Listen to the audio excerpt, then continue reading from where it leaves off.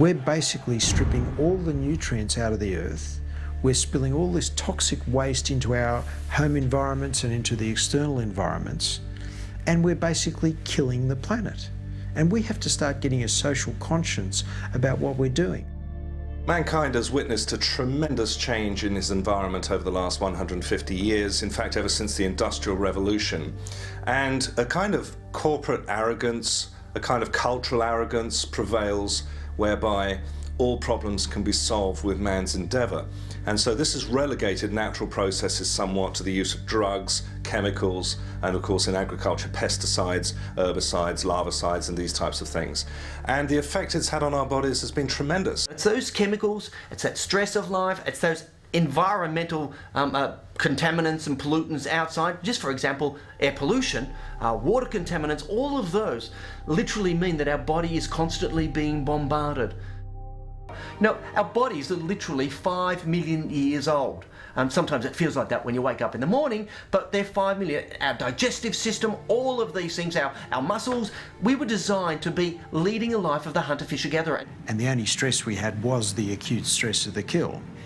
And there were no synthetic chemicals. Fast forward 5 million years, and here we are, living inside in a contaminated environment with poor air quality, low quality food, an abundance of food, over-processed food, and as a result we have an increasing rate of chronic illness. You know, we're supposed to be eating the fruits, the nuts, the berries. We're supposed to be eating the vegetables, the beans. We're supposed to be eating fish and an incredibly small amount of meat. We're supposed to be leading an active lifestyle, physically active lifestyle, and in fact we're supposed to be leading quite a relaxed mental lifestyle. And all of that has been twisted so much that this lifestyle is literally killing us.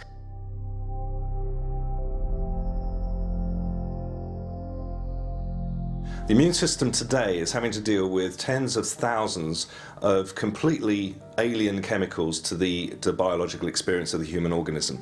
And what that means over a period of time is that we can become immune deficient, especially if we have the two-edged sword of the diet, or a poor diet, lack of hydration, lack of exercise, and stress cutting in at the same time. I would suggest that up to 95% of the chronic illnesses that we're suffering from ADHD to Alzheimer's, heart attack, to stroke and cancer, to arthritis and all those other diseases are linked with our diet and lifestyle of the 21st century. I think it's important to recognize the fact that 1 in every 2 men get cancer in their lifetimes, and 1 in every 3 women get cancer in their lifetimes, and that we are facing a major and unparalleled cancer epidemic. These figures represent a major escalation in the incidence of cancer over the last 4 decades. And at the rate in which we're going, I think I can reasonably estimate that while we're having 1 in 2 men getting cancer now in their lifetimes, it'll become an almost universal problem in which 1 in every man will get cancer in their lifetime unless we come to grips with this question of reducing avoidable exposures to carcinogens in the totality of our environment. In my practice, I have seen a lot of toxicity issues, a lot of sensitivity, allergy issues. We have people who are sensitive because the total load of all these sensitizing chemicals is too much for them to bear. We're using chemicals that have simply not been tested over time to see what their effects would be, say, on the blood work, the reproductive system, the endocrine system, and these problems are now being identified as disease, and then a drug is being given to that person to correct the symptom, but no way is that correcting the underlying disease process, or indeed the causative process, which could be chemical. Pretty much everything that we're using today contains chemicals that are foreign to the biological experience of the human condition, and so we're seeing reactions from that. A large source of avoidable carcinogenic exposures are cosmetics and personal care products. A chemical I'm concerned about is sodium lauryl sulfate, SLS, and the reason I'm concerned about it is, first of all, we know it's used extensively in industry as a degreaser, but Nowadays, it's found in just about every single one of the personal care products that an individual will have. So you've got it in your soaps, you've got it in your shampoos, conditioners, you've got it in your toothpastes, anything that foams up, you've got sodium lauryl sulfate. And it is particularly harsh on our skin. It strips away all the natural oils, and it's not only on our skin that we have to look at, but this is commonly found in toothpastes as well. And of course, in a toothpaste, it's mixed with another half a dozen or a dozen products. And of course, they can also disrupt the cells in the mouth. The SLS can then be absorbed quicker into the blood, whereas it's exactly where you don't want it. Why do you want a foaming agent in your blood? It's crazy. I find that propylene glycol is one of the main ingredients that we need to look out for. Propylene glycol has very harsh effects on our system. It is known to be an industrial cleansing agent, so even though it might cleanse our skin and hair and so forth, we've got to look at the cost, the health cost that it has on our system. So when you're looking at products like soaps and shampoos and even dishwashing liquids and those sorts of things, that these are commonly used ingredients because they can give us that foaming agent and that cleansing aspect. And so we find that, for example, diethanolamine causes cancer in rats. Now, would I want my children to be bathing in a bubble bath with diethanolamine in it? And it's unforgivable that cosmetic companies are using it. It's unexplainable that the governments, etc., are allowing this to happen. But the most surprising thing is that the cancer societies around the world have not put their foot down. This has been going on since 1975. We have known about it since 1975 or 77.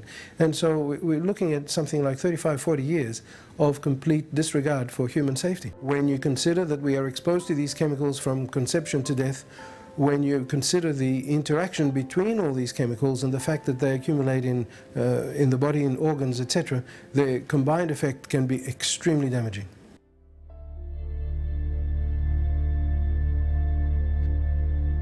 We have a multi-trillion-dollar industry that has interposed itself between the plucking of the apple and the eating of it. And how old is your food? How long has it been on the road? How long does it take to get it to you? How long is it stored for? Is it stored in temperature-controlled conditions that will prevent the food from degrading? We know there are vitamin C issues with food that is left lying around at room temperature. We also know that a lot of these foods are grown in soils that have become progressively deficient in minerals over the years. So we end up with sick crops, which passes the whole problem to the agrochemical industry, who now have to offer farmers pesticides, herbicides, and a whole range of chemicals to rid the bugs. Of course, the bugs are only there because the food is sick. And that's the food that goes into the food chain. For example, if you've ever tasted a backyard tomato grown in good soil, it's delicious. And the ones you get from the shop are empty of taste and empty of nutrients. It concerns me when I hear this nonsense that people go on with when they say, oh, but doctor, I don't need to take a supplement because I eat a lot of good food. Well, they might be thinking they're eating a lot of good food. And as I said, fruit and vegetables, very important. But I don't think in this modern society that it's enough. What we need most of all are literally a balancing system, and that is supplements. Antioxidants, essential fatty acids, the vitamins, the minerals, these are absolutely essential for a healthy 21st century individual. We definitely need to look at putting in additional nutrients into our system. So supplements in the form of herbal and nutritional, mineral, etc. are a very easy way to top our system up, keep our immune system on track for our life. Not just getting people on the right track with what they're eating, but to try and make sure that we actually top up their diet with nutrients that are missing in this day and age. So prevention is so important, but what's the problem in our modern medical system? We have the ambulance parked at the bottom of the cliff waiting for people to fall off. So instead of fixing the rails at the top of the cliff, what do we do in medicine? We build faster ambulances. We wait for someone to have their heart attack or their bowel cancer operation, and then we give them treatment. That's craziness. I think what we all have to do is realise that it's not someone else's problem. If you're listening to this today, realise that what happens in the environment is every single person's responsibility. every single person's problem. So I believe life is about making a decision. It's not making the big decision that you're going to change the planet. It's not making the big decision you're going to change yourself and be healthy. It's making 30, 40, 50 small decisions every day. Decisions like, no, I won't use the elevator or the lift or the escalator. I'll walk up the stairs. No, I won't eat that biscuit. I'll have a piece of fruit, or I'll have a a handful of natural nuts or something like that. I won't yell at that idiot in the traffic who just cut in front of me. It's about making all those small decisions. No, I will use a more natural product than using some synthetic deodorant. I'll use a natural toothpaste than a synthetic toothpaste. It's making all of these small decisions in your life every day that either take you and the planet towards good health, or you and the planet towards a premature death and demise. And we not only have a responsibility for ourselves, but a responsibility for our children and our children's children to keep all of us and to keep the planet very healthy.